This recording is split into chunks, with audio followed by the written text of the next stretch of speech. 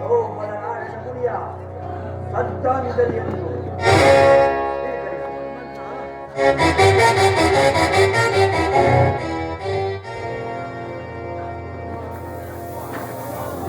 ವಿಶ್ರಾಂತ ವಿಸ್ತಾರ ಯಶೋ ವಿಶಾಲ ವಿರಾಜಿತ ವಿಶ್ರಾಂತ ವಿಸ್ತಾರ ಯಶೋ ವಿಶಾಲ ವಿರಾಜಿತ ಭೂಮಂಡಲ ಬೆಳಕಂಡ ಕೀರ್ತಿ ಪ್ರತಾಪ ಪೂರಿತ ನಿತ್ಯ ಸಸ್ಯ ಶ್ಯಾಮಲ ಚರಿ ವನಸಿರಿ ಮೃಗಗನ ಗರ್ತಿತ ಶಾಸ್ತ್ರಗಾಮನ ವಿಕ್ರೀಣವಾದ ಈ ರಾಜಕುಮಾರನಾದ ನಾನು ನಿಷ್ಕಾಮ ನಿಪುಣ ನಿರಳರಾದ ಸತತವು ಸುಮಧುರ ಸಂಗೀತ ಸಾಹಿತ್ಯ ಸಡಗರ ಸಂಭ್ರಮಗಳಿಂದ ಸುಮತಿಯ ಉತ್ತರದ ಸುವರ್ಣ ಭೂಮಿಯಾದ ಈ ಗಾಂಧಾರ ದೇಶದ ರಾಜಕುಮಾರನಾದ ನಾನು ಈ ಕ್ಷಣದಿಂದಲೇ ಕೂಡಿನ ಮುಚ್ಚಿದ ಕುಬುದ್ಧಿಯಿಂದ ಕುರುಕುಲದ ಗೌರವ ಕಾರ್ಯಕಾರಣಕ್ಕಾಗಿ ನಿನ್ನ ಮಾತುಗಳನ್ನು ಚಾತುರ್ಯ ಪಾಲಿಸಿ ಅಖಂಡ ಭೂಮಂಡಲಾಧೀಶನೆಂದು ಬೀಗುತ್ತಿರುವ ಬಲಾಢ್ಯ ದುರ್ಯೋಧನನ ಸತ್ಯ ಎಂದು ಪ್ರಮಾಣಿಸುತ್ತೇನೆ. ಇವುಗಳನ್ನು ದಾಳಗಳನ್ನು ತಿಳಿದ ಕೂಡ ಹೇಳುವುದನ್ನು ಹೇಳು.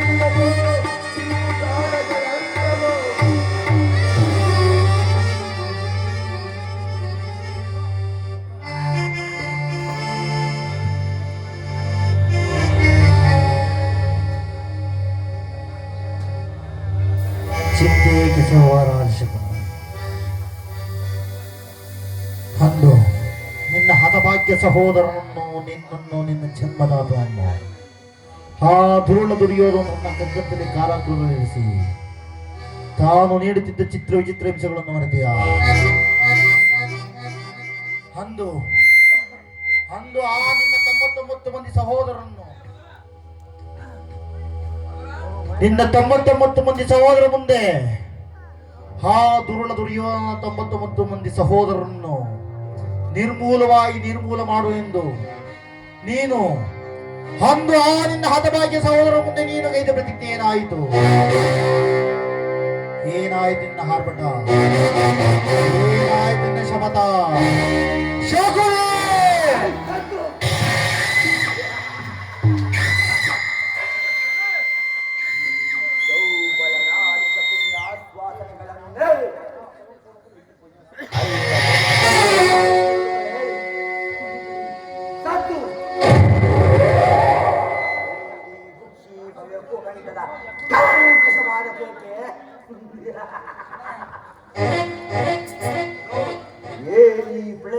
ಜ್ವಾಲೆಯನ್ನೇ ಪ್ರಚೋದನೆಗೊಳಿಸಿರುವ ಪ್ರಚಂಡ ಮಾರ್ಗದ ಬೆಳೆ ತಾಂಡವನಿದ್ದ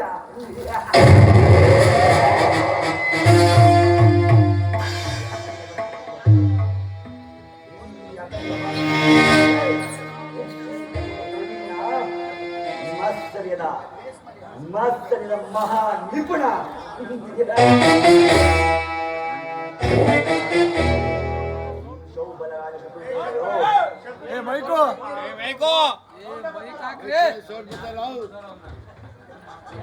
ಈ ಶೌಬಲ ರಾಜ ಶಕುನಿಯು ನಿಮ್ಮಗಳೆಲ್ಲರ ಸರಸ ಸಲ್ಲಾಪ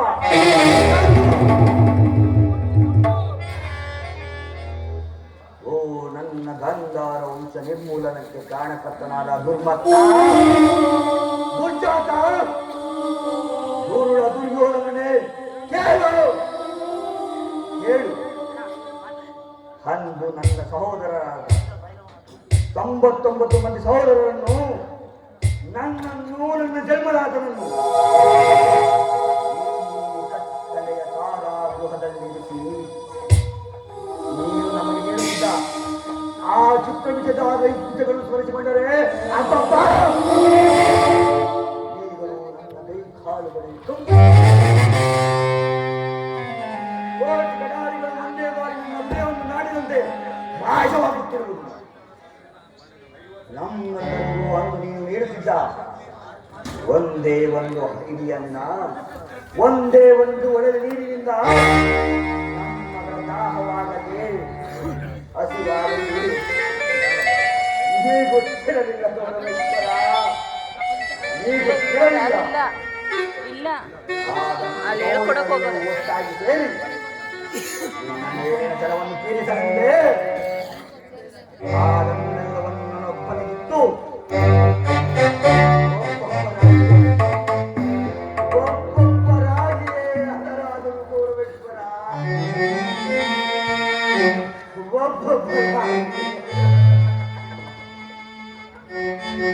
ಒಬ್ಬೊಬ್ಬರಾಗಿಯೇ ಅದರಾದರೂ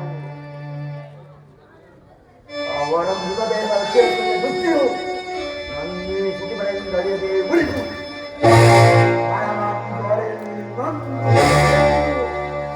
ಕುಂದಿತವಾಗಿರುವ ನನ್ನ ದೇಹವನ್ನೇ ತುಂಡು ತುಂಡಾಗಿ ಕತ್ತರಿಸಿ ನೋಡಿದರು.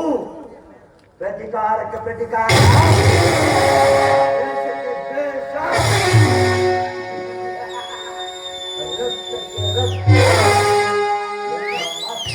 ಮಾತುಗಳೇ ಹೊರತಾಗಿ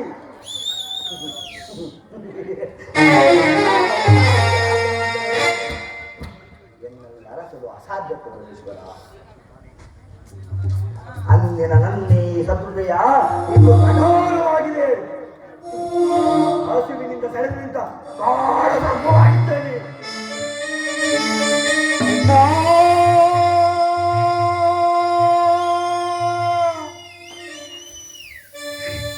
ಅಣ್ಣ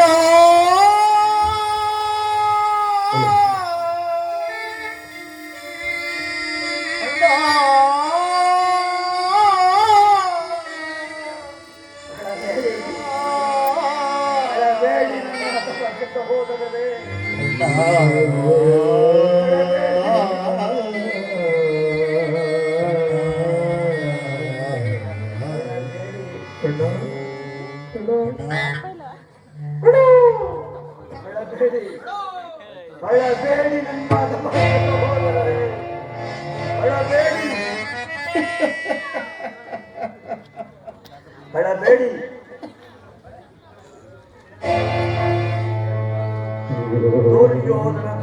99 ಮಂದಿ ಸಹೋದರರನ್ನು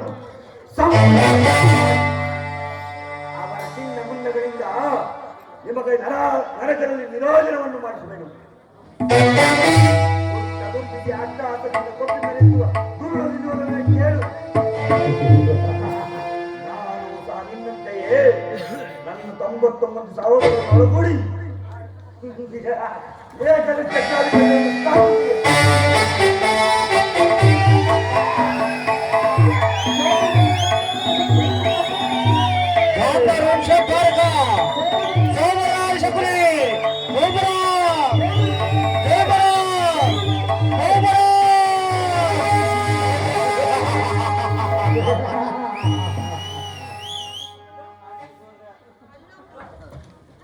ಆದರೆ ನಿನ್ನೆ ಗುಡಿಯ ತಂತ್ರದಿಂದ ಎಲ್ಲವೂ ನಾಶವಾಯಿತು.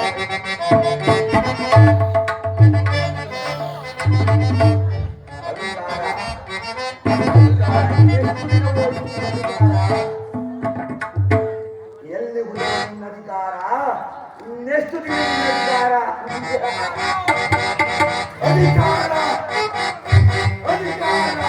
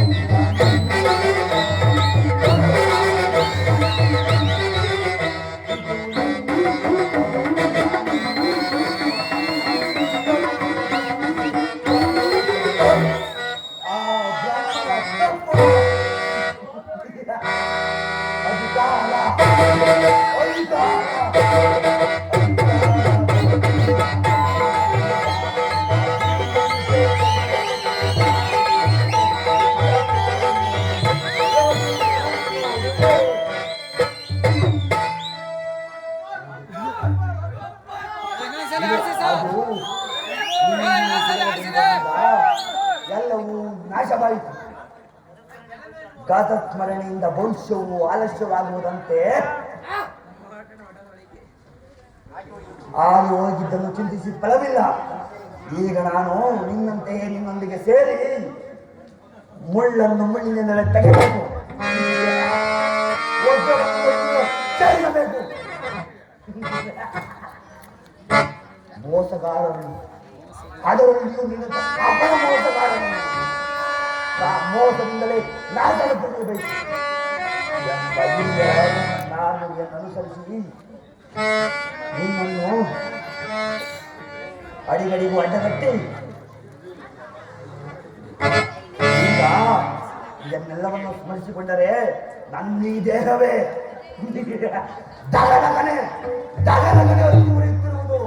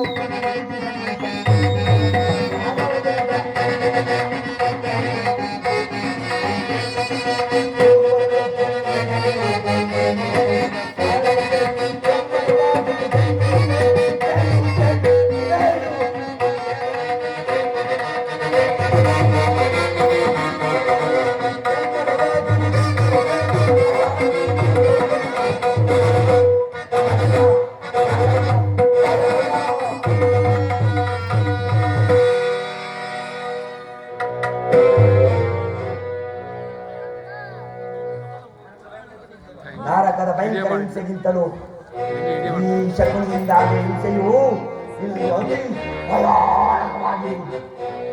ತಾಯಿಯ ಕಣ್ಣೀರಿನ ತೊಳೆದು ಗುರು ಇರಬೇಕೆಂದ ಕಾಳಜಿಗಳಾಗಿ ಪುತ್ರ ಶೋಕದಿಂದ ದಹಿಸುತ್ತಾ ನೀನಾಗಾಗಿ ಒಂದೇ ಒಂದು ನಿಟ್ಟಿಸಿರುವ ಮಾಡಿ ನರಕರ ಮಾರ್ಗವನ್ನು ಎಣಿಸುವನು, ನರಕರ ಮಾರ್ಗವನ್ನು ಎಣಿಸುವನು.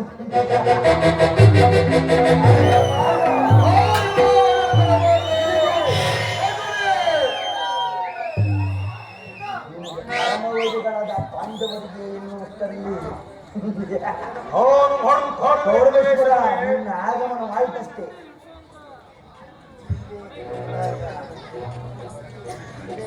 ಚಿಂತೆ ಏಕೆ ಗುರುರಾದ, ಜಯದುರ್ಗ ಹಲವರು ಮಾಡಿದರು ಸೈನ್ಯ ಸಮೇತರಾಗಿ ಹೊರಟರೆಂದು ಸಮಾಚಾರವನ್ನು ತಂದನಲ್ಲವೇ?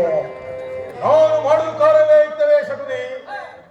ಈ ದುರ್ಯೋಧನು ಅಸಹಾಯ ಕ್ರೂರನು, ತೋಳುಗಳಿಂದ ಇಡೀ ಪಾಂಡವರ ಸೈನ್ಯವನ್ನು ಎದುರಿಸಬಲ್ಲನು. ಆದರೆ ಜಾತಿಂತೆ ಸೈನಿಕಲ್ಲ, ಇದು ಉಚಿತವೇ ಮಾವ.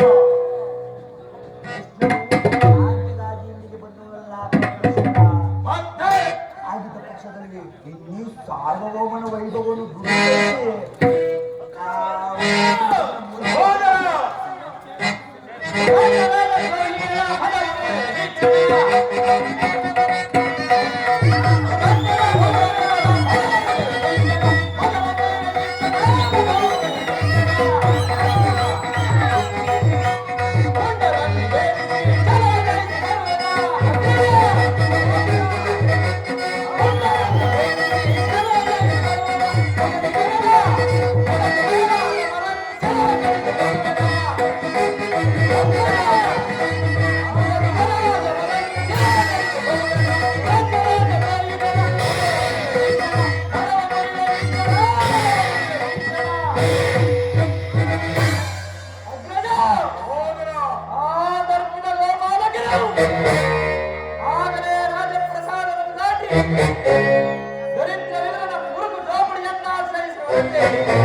ಎಷ್ಟೊಂದು ಅವಹೇಳನ ಅಗ್ರಜ, ಎಷ್ಟೊಂದು ಅವಹೇಳನ. ಅವನು ಹೇಳವಲ್ಲ ಪ್ರಿಯ ಸಹೋದರ, ಯದುವತಿಯು ಭಕ್ತಬಾಯನು ಇದರಿಂದ ಭಕ್ತನ ಆತ್ಮ ನಿಧಾನವಿರೋನು. ನೀರಿನ ಭಕ್ತರ ಸ್ವೀಕರಿಸಿ ನಾಳೆ ನಮ್ಮ ಮಂದಿರಕ್ಕೆ ಬಂದೇ ಬರುವನು. ಚಿತ್ರಗಡ ಗಣೇಶವರ ಕುಲಚರ ಮೊಮ್ಮಗನ ಹಿಡಿದ ಪಂಥ ಆ ಬಂಡ ಭೀಮನ ಗುಂಡಿಗೆ ನುಗ್ಗಿ ಆ ಬಿಸಿ ರಕ್ತವನ್ನು ನಾನು ಪಾನ ಮಾಡಿದ್ದರೆ ನಮಗೆ ಸಂಧಿ ಸಮರ್ಥನೆಗೊಳ್ಳಲು ಅಗ್ರಜ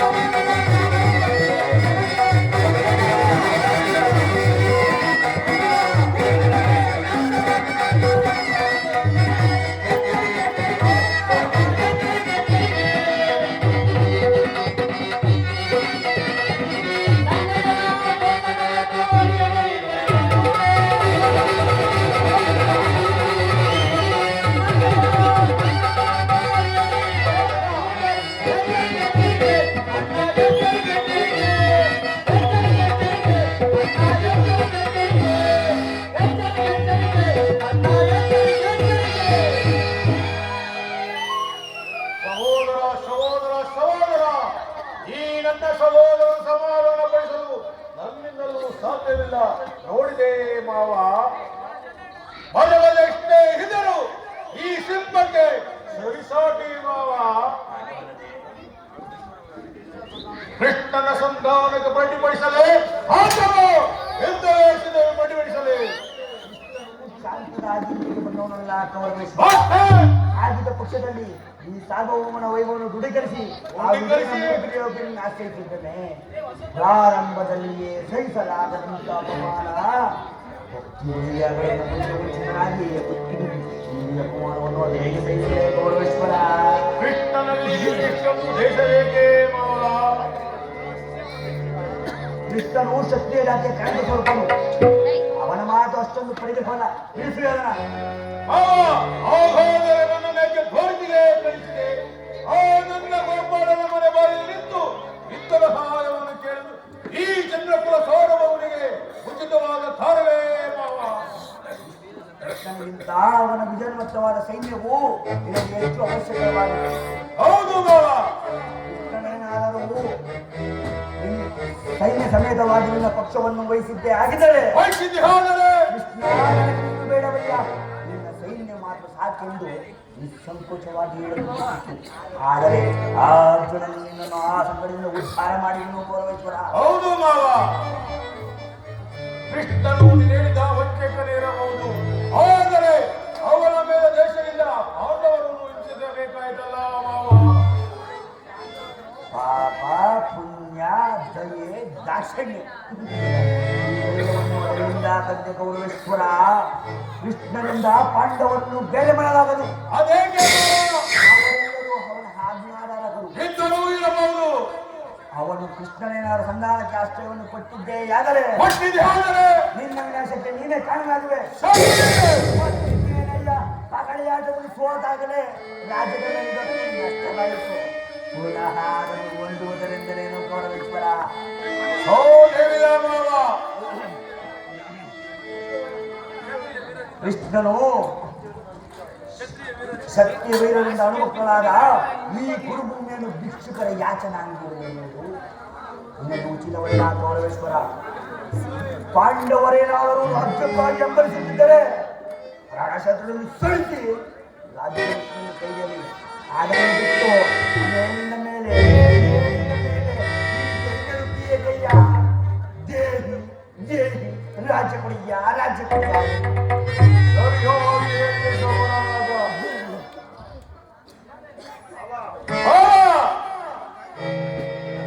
ನಿನ್ನ ಸಲಹೆಯ ಹೊರತಾಗಿಯೂ ಈ ದುರ್ಯೋಧನ ಯಾವ ಕಾರ್ಯವನ್ನು ಮಾಡೋದಿಲ್ಲ. ಆ ಪಾಂಡವರಿಗೆ ಸೂಜಿ ಮನುಷ್ಯರು ಕೊಡೋದಿಲ್ಲ. ಕೊಡಬಾರದು ಕೊಡಕೂಡದು. ಅಷ್ಟು ಮಾತ್ರವಲ್ಲ ಗೌರವೇಶ್ವರ, ಬಾರಿ ಬಾರಿಗೂ ಸಂಧಿಯ ಪ್ರಶ್ನೆ ತೋರುತ್ತಿರುವ ಆ ಕಳ್ಳ ಕೃಷ್ಣನಿಗೂ ತಕ್ಕ ಪ್ರಯೋಜನವಾಗಲೇಬೇಕು.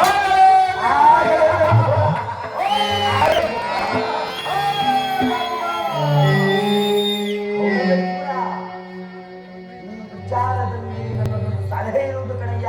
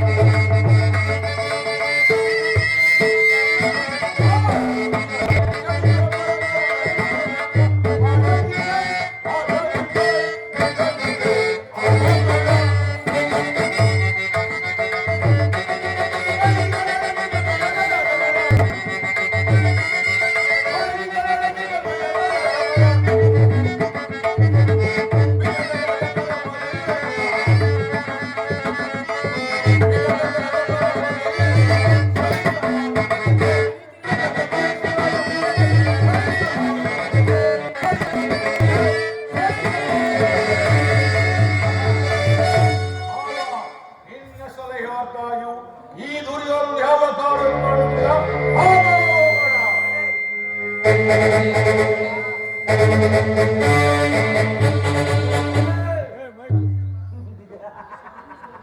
ನಡೆ ನಡೆ